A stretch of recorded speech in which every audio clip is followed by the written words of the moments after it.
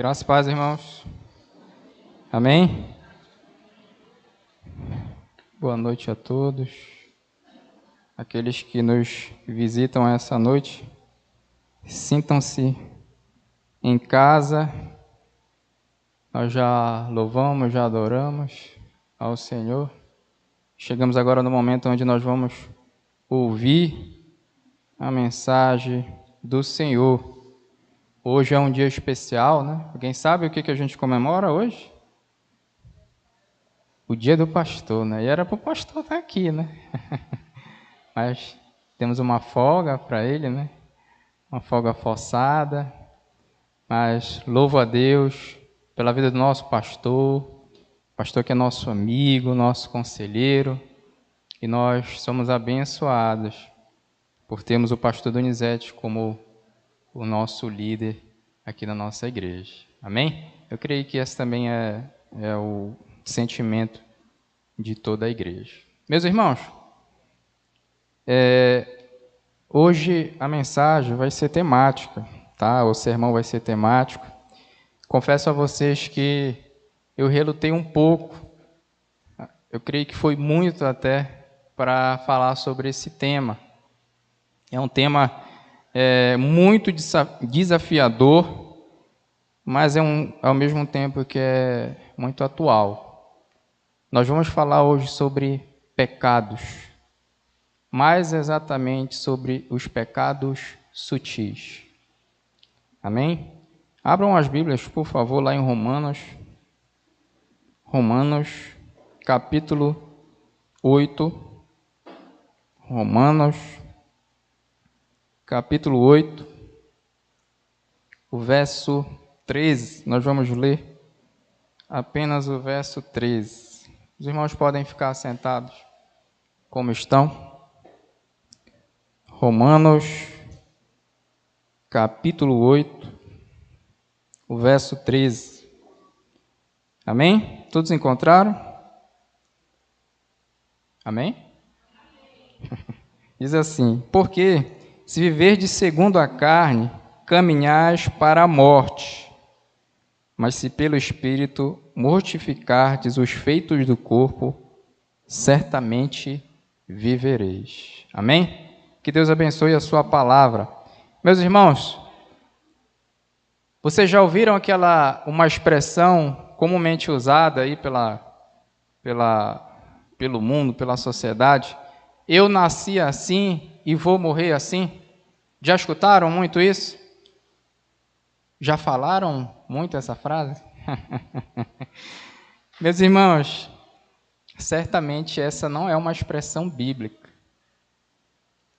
Até porque em Gálatas 2:20 diz o quê? Vivo, não mais eu, mas Cristo vive em mim. E aí a gente vai caminhar. Por que pecados sutis? O tema dessa mensagem. São aqueles pecados que chegam de forma sorrateira na nossa vida, que ficam 1 mês, 3 meses, 1 ano, 2 anos, 10 anos, 20 anos nas nossas vidas. E já começamos a pensar que esses pecados são pecados aceitáveis na nossa vida. Eu nasci uma pessoa irada e vou morrer uma pessoa que se ira facilmente. Eu nasci uma pessoa como dizem muito, sem papas na língua, e vou morrer dessa forma. Mas será que o sangue derramado por Cristo naquela cruz não foi também por esses pecados, que aqui eu chamo de sutis? Meus irmãos, nós precisamos entender em quem Deus nos transforma depois que nós somos feitos filhos de Deus. Primeira coisa, nós precisamos entender que nós somos santos. Alguém tem dúvida que você é santo? Ah, Mateus, mas eu sou cheio de pecado. Inclusive, você começa a falar em pecados aceitáveis, em pecados sutis, eu começo a vir à minha mente aquelas coisas que eu venho praticando diariamente, talvez por meses, até por anos. Mas sim, irmãos, nós somos santos. Ser santo refere-se não ao caráter da pessoa, mas o estado de ser. O significado literal é separado para Deus. Portanto, cada cristão, até mesmo o mais simples e imaturo, é santo. Eu e você somos separados por Deus, para Deus. Amém? Meus irmãos, logo, santo é alguém que Cristo comprou com seu sangue na cruz e separou para si mesmo como sua propriedade. Cada novo cristão foi separado por Deus e para Deus, a fim de ser transformado à imagem de seu Filho Jesus Cristo. Nesse sentido, mais uma vez eu repito, cada cristão é santo. Não faça a ligação de ser santo com alguém que tem o caráter perfeito. Não é isso. Mas é o estado no estado ao qual Deus te transforma. Agora você vai ser a imagem do seu Filho, Cristo Jesus, que é santo. E a partir de agora, eu sou santo. Conheço Cristo como meu Salvador, eu sou santo. E dessa forma, agora eu tenho que andar igual o santo Cristo anda. Agora eu tenho que andar conforme a minha nova natureza. A minha nova natureza santa.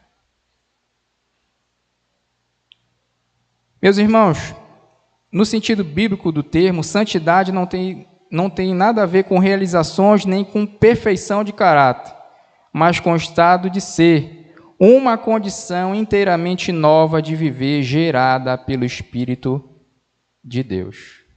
Eu não me torno santo porque eu quero ser santo, mas essa condição quem me dá é Cristo. Maravilhoso saber disso. Meus irmãos, nosso comportamento não nos torna santos.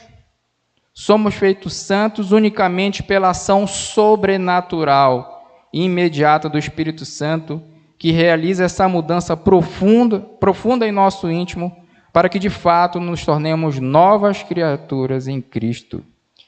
Abram suas Bíblias, por favor, lá em 2 Coríntios. 2 Coríntios, capítulo 5, verso 17. Esse é um versículo muito citado pelo nosso pastor. E diz assim: E assim, se alguém está em Cristo, é nova criatura. As coisas antigas já passaram, e eis que se fizeram novas. Então não adianta eu querer pensar que o meu estado de ser santo e querer viver na minha vida de outrora. É incompatível com a minha nova viver, o meu novo modo de viver santo. Meus irmãos, o problema é que nós não nos vemos como santos. Nós nos vemos como pessoas incapazes de lutar contra o pecado. O pecado, ele deveria soar nos nossos ouvidos como um palavrão, como uma palavra muito feia, como algo que, falado a você, você se entristecer, ficasse triste, te trouxesse profunda tristeza. Mas observe-se, irmãos, que mesmo no meio cristão, parece que o pecado se tornou algo comum, algo normal de acontecer. Vocês já observaram isso? Parece que houve uma relativação do pecado. Não, pequei, mas depois eu peço perdão. Realmente, você pode pedir perdão do Senhor. Deus vai perdoar o teu pecado.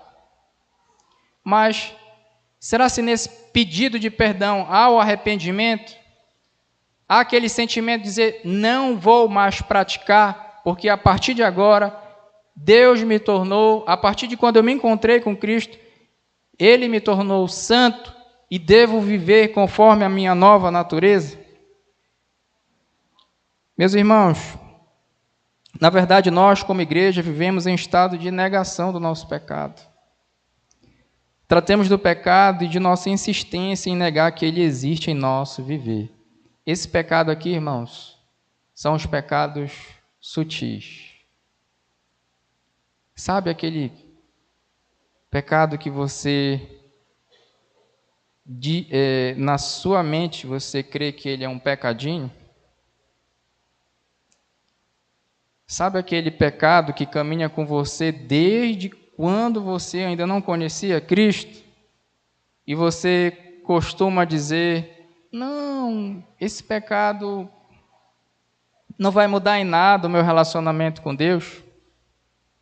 Nós estamos há alguns domingos atrás, nós falamos muito sobre família. Vocês lembram? Passamos praticamente 4, 5 domingos falando sobre família, sendo exposto aqui sobre família. Irmãos, quantas famílias têm sido destruídas por pequenos pecados que o casal, que a família julga ser um pequeno pecado? Quantos relacionamentos têm sido destruídos por causa de pecados sutis? Quantas pessoas começaram com pequenas mentiras e depois começaram a furtar, a roubar? Quantos filhos não foram corrigidos dentro dos seus lares, no que tange à obediência, e hoje tem grandes problemas no trabalho por causa da insubordinação aos seus superiores? Começaram com pequenas coisas. Começaram com os pecados aceitáveis dentro das nossas casas. E será que nós estamos repudiando esse tipo de pecado, esse tipo de comportamento nas nossas casas? Ou será se há uma negação? Isso não acontece no meu lar. Isso não acontece comigo. Meus irmãos, é preciso que todos saibam que há uma guerra espiritual dentro de nós. A carne contra o espírito contra a carne. Nós vemos isso lá em Gálatas 5:17. É diário, é todo segundo. Você sai na rua, você é tentado a buzinar para a pessoa que está na sua frente com o celular e está te atrapalhando você de passar. Você sai de casa, você passa por aquela porta ali, você esquece que você esteve no templo. Parece que aquela porta ali, quando você entra, passa por ela santo, sai por ela dessantificado. Acontece isso com vocês? Você chega em casa, parece que esqueceu tudo? Ou não, na segunda-feira. Vocês sabiam que o nosso maior desafio não é ser crente domingo? É ser crente segunda, terça, quarta, quinta, sexta, sábado e também no domingo? Meus irmãos, parece que houve também um desaparecimento do pecado do nosso meio. Eu estava lendo um livro e um pastor contou um testemunho que aconteceu na igreja dele.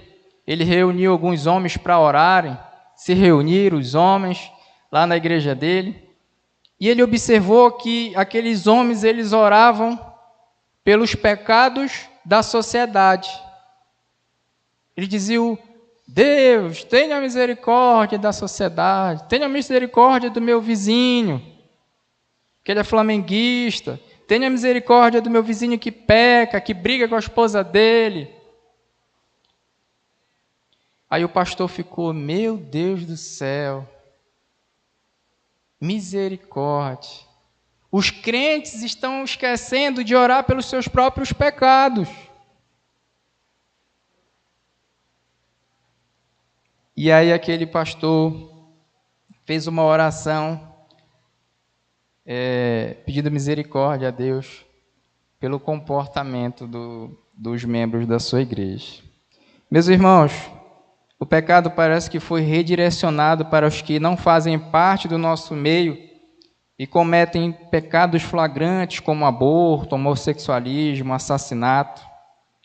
É fácil condenar esses pecados óbvios enquanto ignoramos nossos pecados, como, por exemplo, fofoca, orgulho, inveja, amargura, desonestidade, rancor e impaciência. Parece que nos preocupamos mais com os pecados da sociedade do que com os pecados dos santos.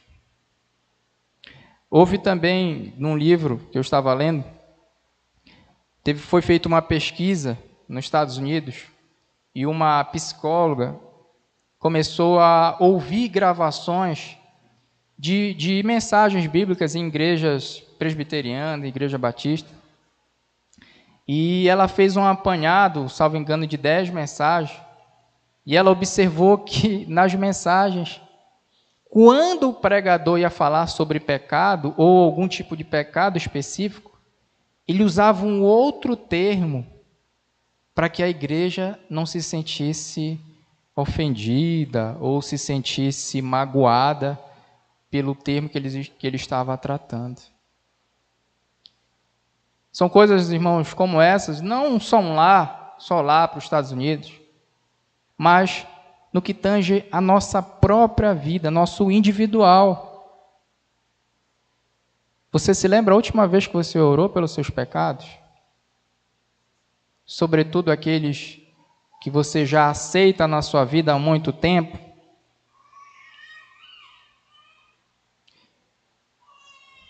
Meus irmãos, na verdade, muitas vezes nós nos esbaldamos nesses pecados, que aqui eu chamo de intocáveis ou aceitáveis, sem termos qualquer noção do pecado.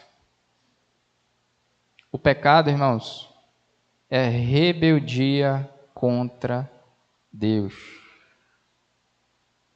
O pecado ofende a santidade de Deus. As palavras indelicadas sobre um irmão ou irmã em Cristo fluem de nossos lábios sem que tenhamos a mínima concepção de pecado. Guardamos mágoas de um passado distante sem nenhum esforço de perdoar como Cristo nos perdoa. Lançamos nosso desdém religioso sobre os pecadores sem nos lembrar, em humildade de alma, que, se não fosse pela graça de Deus, estaríamos na mesma situação. Meus irmãos, volto a lembrar com vocês sobre os nossos lares, sobre o nosso trabalho, sobre os nossos amigos. Quais comportamentos nós estamos tendo perante essas instituições, família, amigos, trabalho? Será se no meu relacionamento eu cultivo a mentira e penso que isso é aceitável aos olhos de Deus? Meus irmãos, Deus não nos deu autoridade para estabelecer graus de pecados. Lembra de uma música? Eu escutava muito quando era criança: pecado, pecadinho, pecadão, isso não. Às vezes é isso que a gente faz. Ah, não, isso é um pecadinho. Matar alguém é um pecadão. Mentir é um pecadinho. Realmente tem efeitos diferentes, mas ofende a Deus da mesma forma. Meus irmãos, todo pecado, até mesmo aquele que achamos insignificante, é rebeldia contra o nosso Deus. Meus irmãos, nós temos que pensar, e é assim que é, na malignidade do pecado. Meus irmãos, na medicina, malignidade descreve um tumor que tem potencial ilimitado de crescimento, que invade os tecidos vizinhos, atingindo outras áreas do corpo humano por metástase.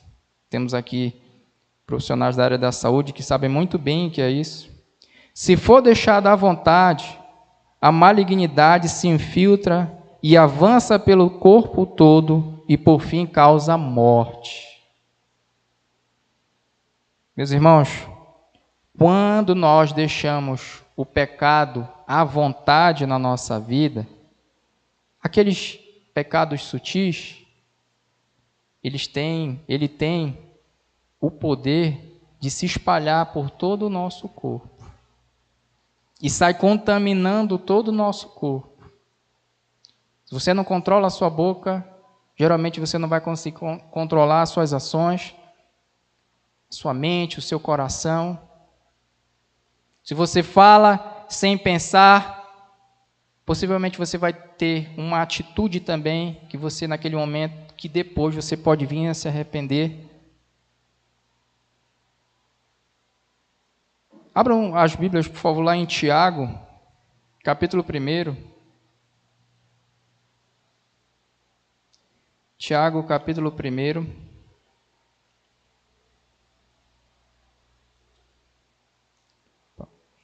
Versos 14 e 15.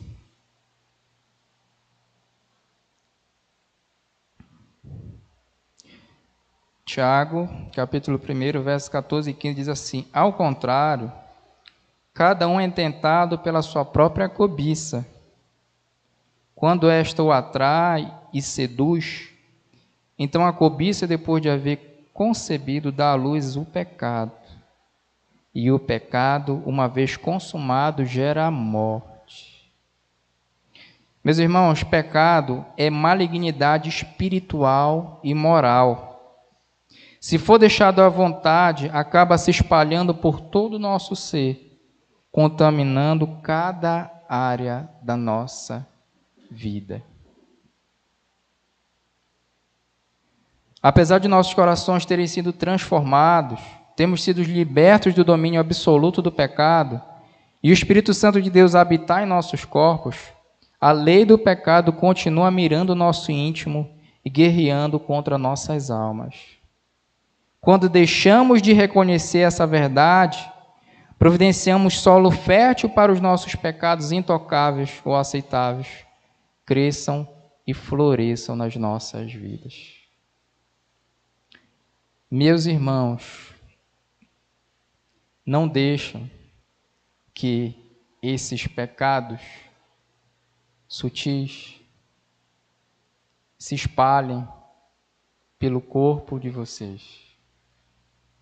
O nosso ser é um ser santo.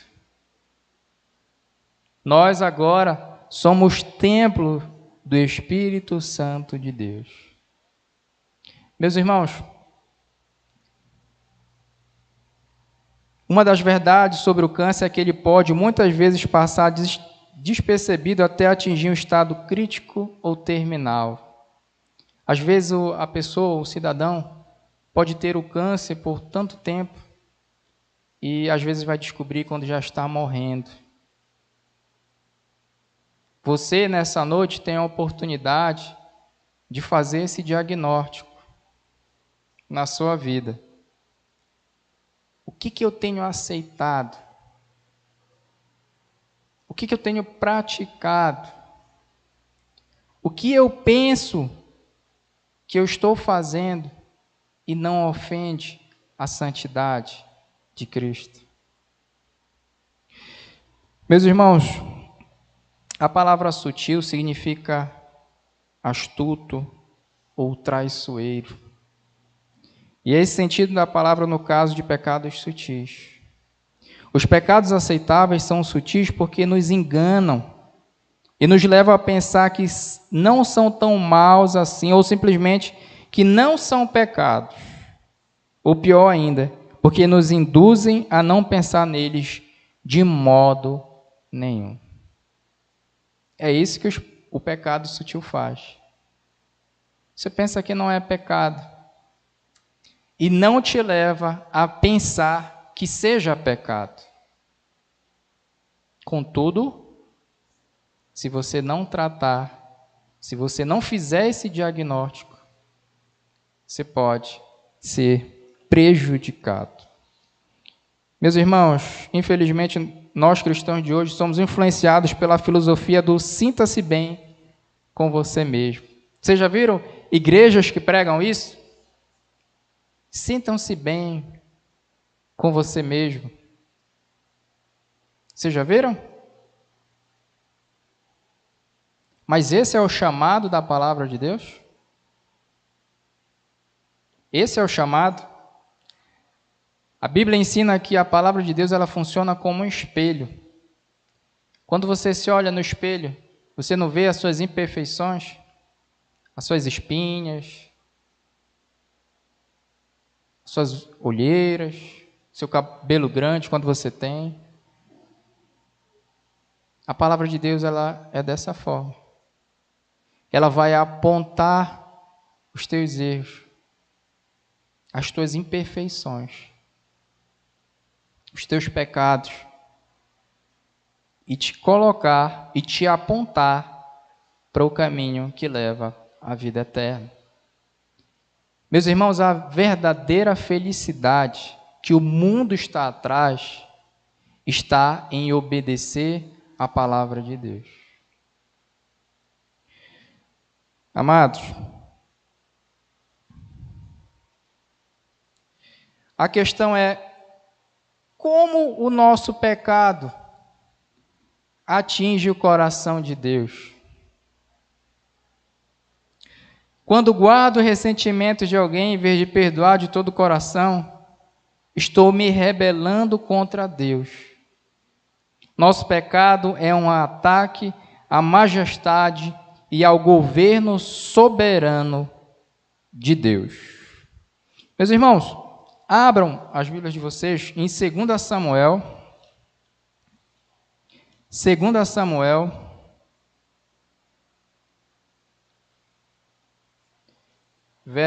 capítulo 12.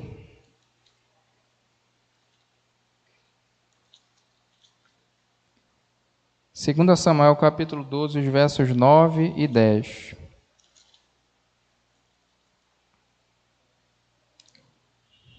Olha, aqui nessa passagem, Natã é enviado para confrontar o pecado de Davi.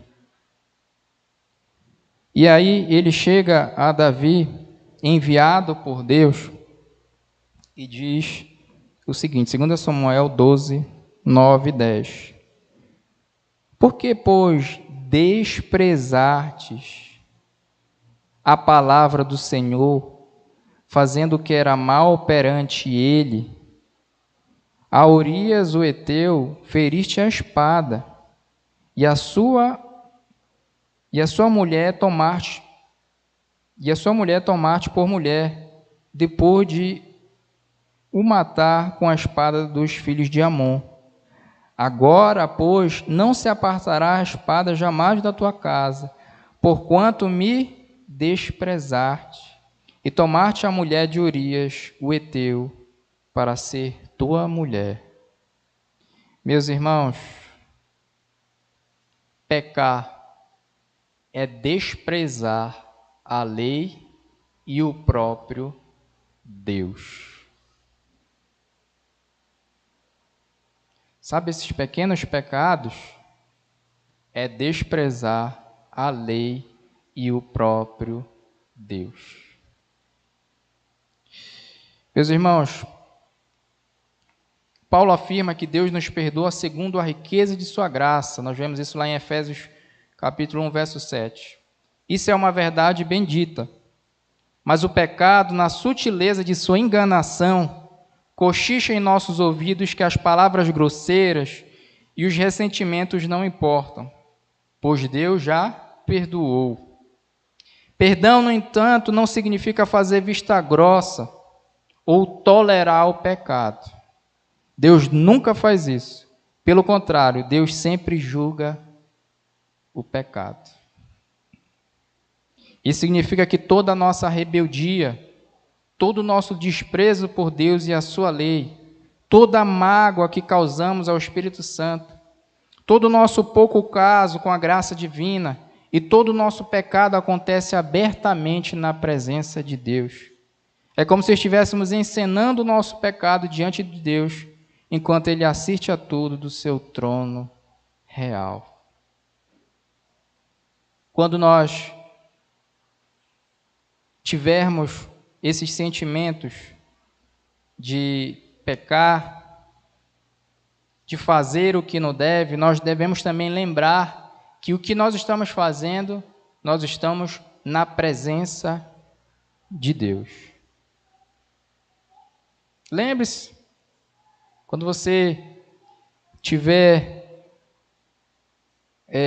trabalhando esses pecados que chamam de sutil, lembre-se que é na presença de Deus que você se encontra. Meus irmãos, mas e a cura do pecado? Nós precisamos de cura do pecado? Nós, cristãos, precisamos de cura do pecado? Meus irmãos, a cura para os nossos pecados, sejam vergonhosos, sejam aceitos, é o Evangelho e o poder do Espírito Santo. Vocês sabiam que nós cristãos temos a tendência de ignorar o Evangelho e pensar que o Evangelho serve só para os não crentes? Fazemos tudo, menos buscamos o Evangelho diariamente na nossa vida. A gente diz que o Evangelho é para pecadores. Nós somos pecadores. Muitos de nós achamos que o Evangelho é só para não crentes, que precisam ser salvos. A boa notícia do Evangelho é que Deus perdoou todos os nossos pecados por intermédio da morte de seu Filho na cruz. Meus irmãos, Deus imputou a justiça de Cristo a nós. Hoje, nós somos filhos de Deus. Os nossos pecados foram perdoados. Sobre nós não há mais a culpa do pecado. Se isso não gera em você gratidão, se isso não gera em você um espírito de adoração a Deus, você precisa do Evangelho. Meus irmãos, juntos, o encorajamento e a gratidão geram em nós o desejo de lutar contra o pecado. Não se engane, lutar contra o pecado não é uma opção. Matar o pecado é uma ordem. É nossa obrigação realizar essa tarefa. Vocês lembram que nós lemos lá em Romanos? Volte lá para Romanos, capítulo 8, verso 13. Porque se viverdes segundo a carne, caminhais para a morte. Mas se pelo Espírito mortificais os feitos do corpo, certamente vivereis. Meus irmãos, aqui há uma responsabilidade nossa. Qual que é a nossa responsabilidade? Matar o pecado. Nós não podemos deixar tudo nas costas de Deus e dizer, não, Deus, mata por mim. O Espírito Santo, ele tem a função dele A palavra de Deus tem a sua função, mas nós também temos a nossa. Essa carta, escrita por Paulo, foi escrita a cristãos que precisavam mortificar os seus pecados. Meus irmãos, junto com o Evangelho, o poder do Espírito Santo também nos ajuda na cura do pecado. Gálatas 5,16 diz: andai pelo Espírito e nunca satisfareis os desejos da carne. Andar pelo Espírito é viver sob o controle e na dependência dele. Se vivermos assim, não satisfaremos os desejos da carne. Meus irmãos, o Espírito Santo ele tem o poder de nos convencer dos nossos pecados. Ele quem nos convence dos nossos pecados. Na sua oração diária, esse tem sido um dos seus clamores? Espírito Santo de Deus, me ajuda a encontrar, me ajuda a fazer o diagnóstico para achar os pecados que eu comumente venho praticando. Me ajuda a vencê-los. As armas poderosas, as armas espirituais poderosas em Deus serão concedidas a você, a nós, mas nós temos a nossa responsabilidade nesse processo. Não alimentar esses pequenos pecados, esses pecados que surgem na nossa vida como parece que quem não quer nada, mas se não forem tratados, se não for feito o diagnóstico, podem fazer um grande estrago nas nossas vidas. Meus irmãos, a nossa responsabilidade é matar esses pecados em nossas vidas, extingui-los das nossas vidas.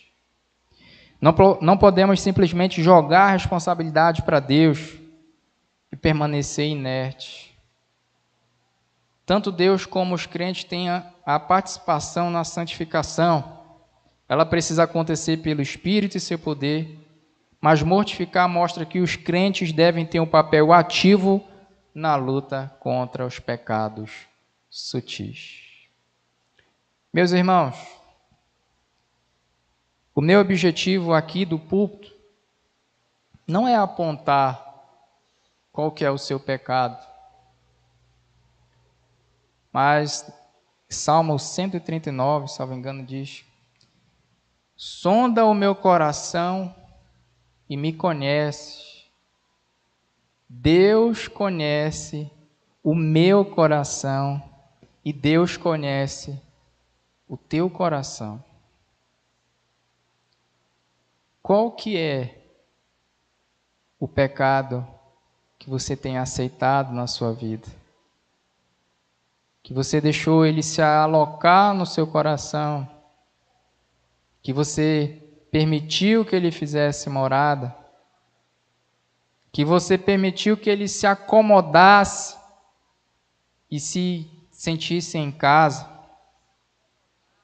Saiba, meu irmão, que por esse pecado, Cristo também deu a sua vida naquela cruz. Não foi por partes de nós, mas foi por todo o nosso ser. Não deixe que esses pecados prejudiquem você, mas mortifiquem esses pecados dentro de vocês. Amém? Glória a Deus. Vamos orar?